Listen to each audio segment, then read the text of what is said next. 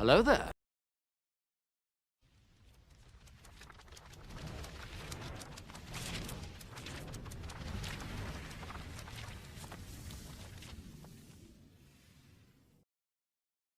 Surprise!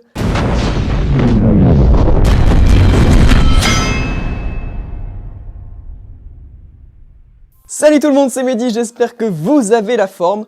Comme en ce moment j'ai envie de vous proposer plein de vidéos et que j'ai envie de revenir sur plein de films qui ont bercé mon enfance et mon adolescence, je vous propose donc ça.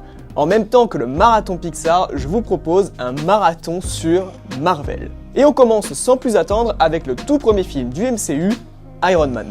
Iron Man est un film réalisé par Jon Favreau et c'est sorti en 2008. La mission de ce long métrage, ça a bien évidemment été d'initialiser l'énorme projet qu'est le Marvel Cinematic Universe. Mais aussi de proposer un bon film quand même parce que franchement, ce n'est pas facile d'être le premier. Alors, pari réussi ?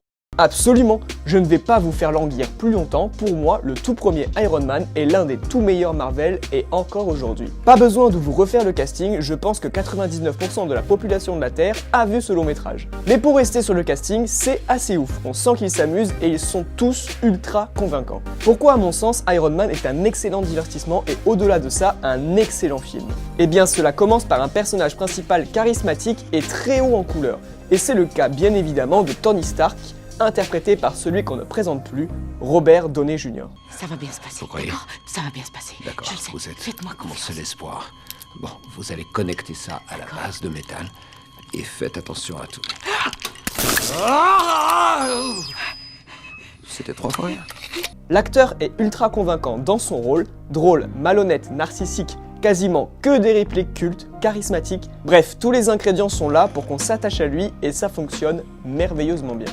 Mais à part notre personnage principal, tout le reste du casting fait le taf. Et que serait un bon film de super-héros sans un antagoniste aussi bon que le héros? Obadiah Stane est un méchant ultra convaincant, interprété par The Dude, en très grande forme. On sait que c'est toi qui as tiré la caisse. Avec le pognon. Avec le pognon. Et on est sûr que c'est ta copie. On va t'arracher les olives, là. Tu es en train de tuer ton père, Larry. Sans déconner, je trouve que personnellement cet antagoniste est l'un des tout meilleurs que le MCU ait proposé. Et soyons honnêtes 2 secondes, des bons méchants, il y en a pas eu beaucoup.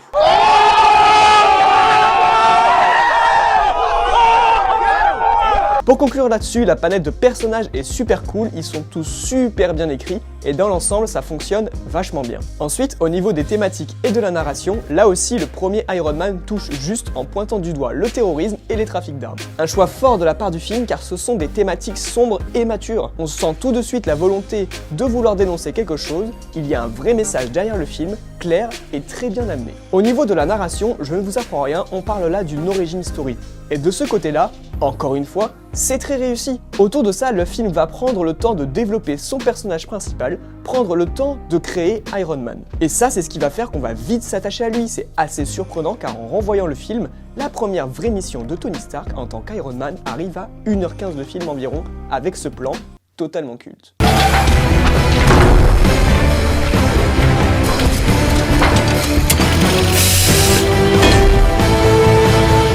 Ensuite, il faut parler de la mise en scène. Elle est ultra classique, mais elle reste néanmoins très efficace. On a pas mal de plans marquants, les visuels dans la globalité sont très impressionnants. Autrement dit, c'est du grand spectacle qui fait ce qu'on lui demande, tout simplement. Et puis voir Iron Man voltiger, il n'y a pas photo, hein. Qu'est-ce que c'est jouissif.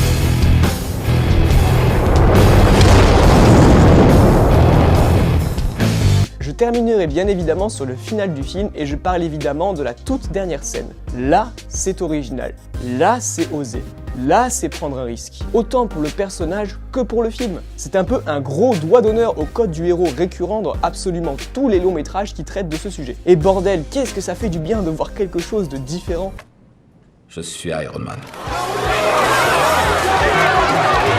Voilà, c'est tout ce que je pouvais vous dire sur Iron Man et cette critique touche à sa fin. Dites-moi dans les commentaires si en parallèle du marathon Pixar, un marathon Marvel vous intéresse. Moi, je suis chaud patate, mais c'est pour vous que je le fais aussi. Si cette vidéo vous a plu, aimez et partagez, ça aide beaucoup la chaîne. Les nouveaux, je vous invite bien évidemment à vous abonner en activant la petite cloche des notifications. Vous pouvez également me retrouver sur tous les réseaux qui s'affichent actuellement sur votre écran. Je vous dis à très vite pour une nouvelle vidéo, mais d'ici là, portez-vous bien.